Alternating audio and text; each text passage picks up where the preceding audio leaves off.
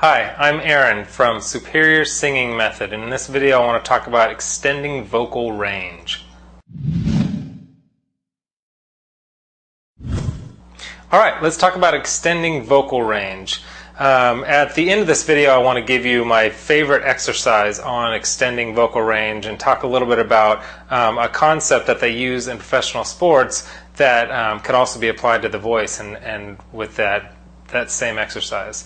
But first let's talk about, in this whole extending vocal range thing, the most important thing with extending vocal range is developing a good mixed voice. A good mixed voice, because the problem with just hitting high notes is that without a mixed voice, a blend of your head voice and your chest voice, and kind of that pharyngeal kind of mid, that kind of brassy sound, a little bit of all that.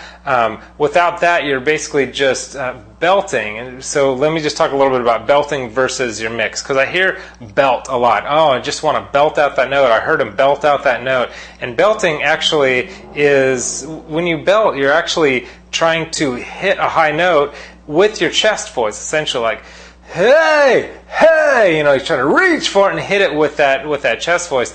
And all belting is going to do is, you may or may not hit that note at that point, but it's just going to wear your voice out so fast, and it just doesn't sound very good. That's why developing a mix is the best way to extend your range.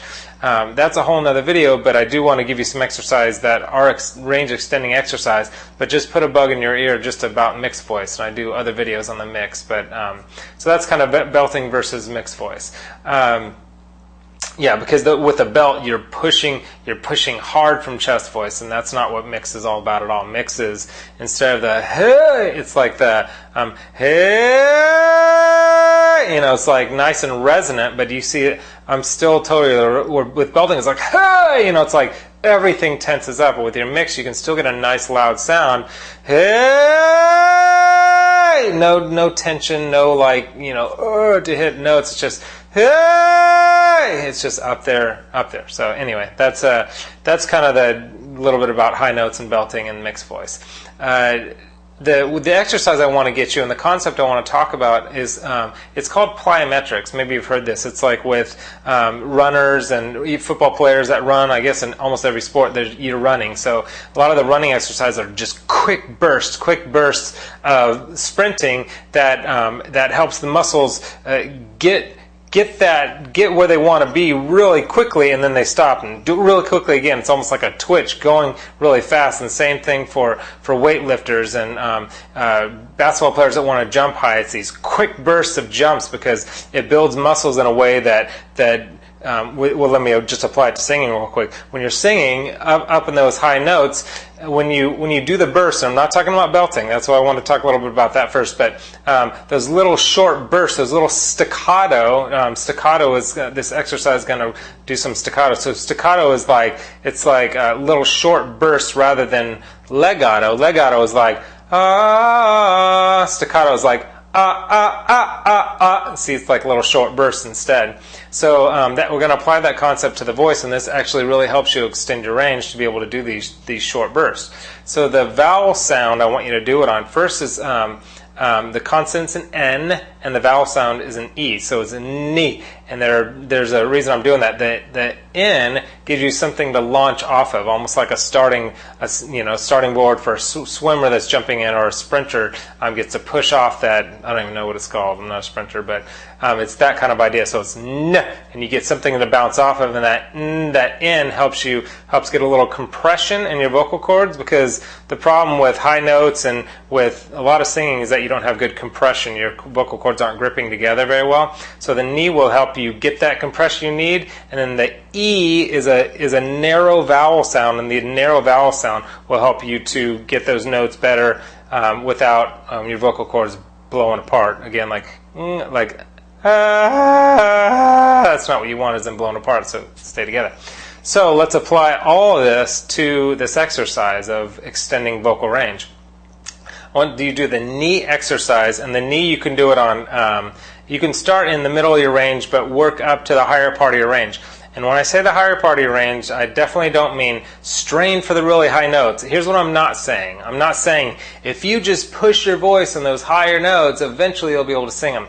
That's not what I'm saying. I'm just saying these staccato notes will help you hit higher notes than you normally will be able to, because staccato, the short bursts are easier to hit higher notes than legato, and eventually it builds the muscle in those higher ranges to be able to eventually do it in legato. And singing is legato. Singing is that's all kind of legato. Staccato's which you don't sing like that, but it's a great exercise to help you to hit those notes, to build those muscles in your voice, to be able to hit those notes normally. So as you're going up, the exercise, basically any number of exercises like knee, knee, knee, knee, knee, knee, knee, knee, knee, knee, knee. So that's the exercise.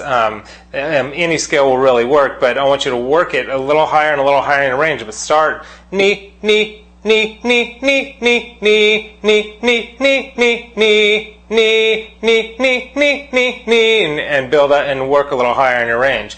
You can do it with the piano, with a guitar. You can just do it, as you're watching this video, or turn it off and just do it. Do da da da da da, nee, nee, nee, nee, nee, nee, nee. As you go up higher, and you just work a little higher and higher in your vocal range. Again, just go high enough to where it's in a comfortable range.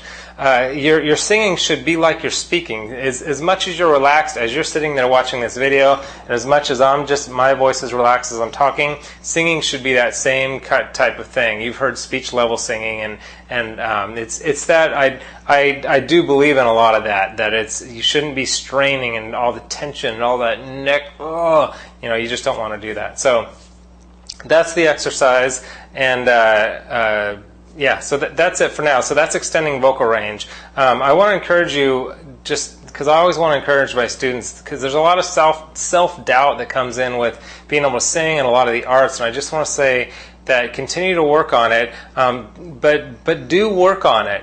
Don't just say you're going to sing or just watch the videos and not do the work and the exercises, because it's the work and it's the exercise that actually makes you reach the goals that you want to reach. So anyway, that's it for now. Subscribe to the channel. I've got tons of free videos, on YouTube. I've also got, if you click the link below, I've got an 8-week systematic program that is for beginners, for intermediate, for advanced singers, and it's 8 weeks systematic. So it goes step by step, teaches you what you need to learn and when you need to learn it. Tons of exercises and techniques as well. And leave a comment too. A lot of the videos that I do because people ask for them in the comment, but just anything you want to say. I get a lot of silly comments even. Oh, I like your shirt, or whatever. You got a spot on your shirt. It's just fun to hear from you.